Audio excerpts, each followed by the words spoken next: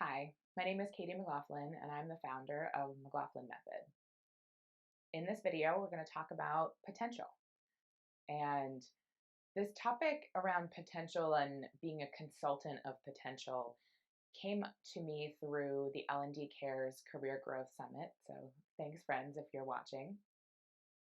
But it's a really important tenet when thinking about performance and when thinking about our workplace and how we help people to engage and to be their best selves at work.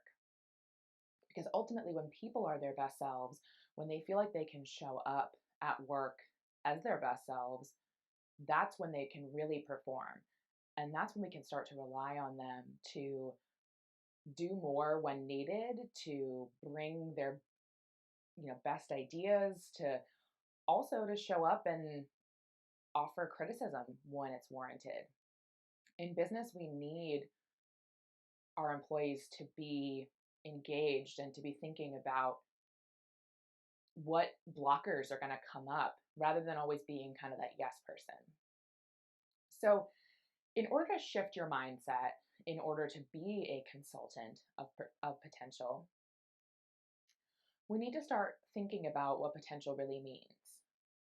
Potential relates to kind of what's possible, right? And in some ways, your own mindset around what's possible for yourself will really play into whether or not you can see what's possible or the potential in others. Now, we're often our world's worst critic, right? So I know for me, I've had a lot of times where I've been able to see so much potential in others, but not being able to see it in myself. So there may be a balance here between how much of your own potential you can see versus how much you're able to see in others. And in order to be an effective leader, in order to be a aspiring leader, or maybe you're somebody who is in the talent or learning industry, being able to see potential is a really critical skill. And it starts with the smallest notions. Where have you seen the people around you, the employees, the new hires, the maybe the people that you're bringing in as candidates for jobs? Where have you seen them light up? We've all seen it. That is the kernel you can start with. So, what do they get really excited about? What do they come alive talking about? And also, what are they doing really well? The intersection of the work that they do really well and where they light up is really crucial for being a consultant of potential.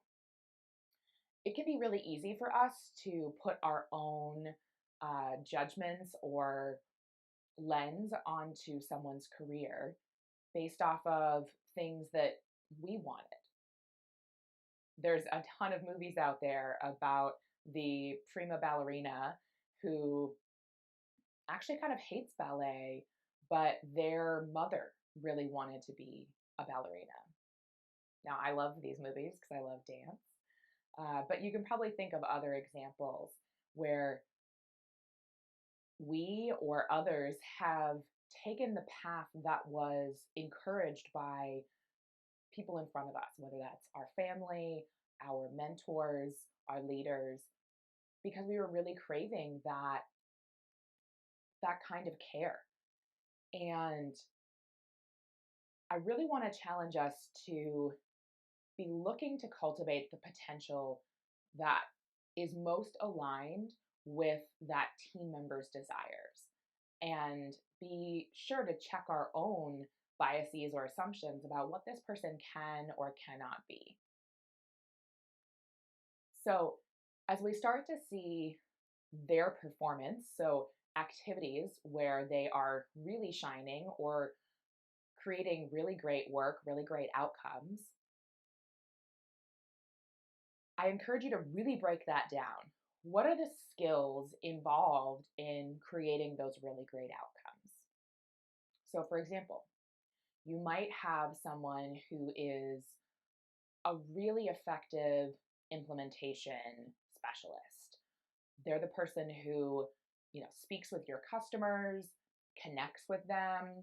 They are able to find out what their real needs are, and they're able to then help implement that technically within the systems, all while doing it on time. Now, I would ask you, how fundamentally different are the skills that that person as an implementation specialist has honed and demonstrated? How fundamentally different is that from, say, a project manager or from a product manager? Yes, there are skills to learn, but that's not what we're talking about here. We're talking about potential, right? And if we're looking to help keep our best people, if we're looking to, create career paths and a community of people that you trust, that do your job well, that take care of your customers, then it's really important to look inside your company to see where else people could grow and shine. So that's just one example where we can start to think outside of the box and consider the skills that are necessary in one role and how they would translate effectively into a new role. And that's where we can start to see the gaps, the things that, say that implementation specialist would need to learn in order to be an effective product manager. Well, they would probably need to learn how to better communicate with engineers, how to break down feature builds or requests into requests for engineers. They would need to learn some of those components, but there's a similarity and a synergy to that skill that relates to how a customer needs the use of the product. And because they've been speaking with your customer so much, they bring a perspective of knowledge and a depth of understanding of how your customer interacts with your product and the value that it brings to them. So that's a really great value add to the role of a product manager.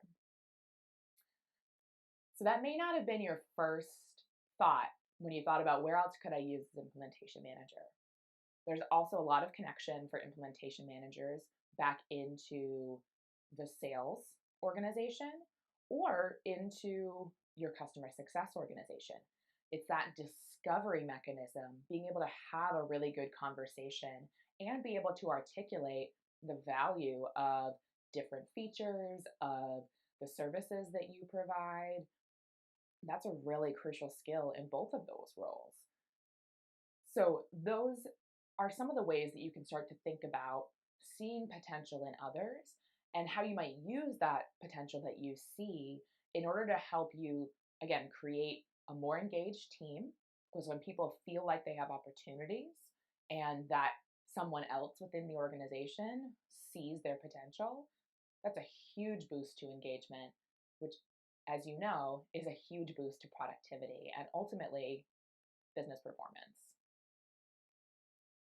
There's so much more here to talk about in terms of potential, but I hope that you've learned a few things that you can start to apply when you work with your team and start thinking about consulting on potential.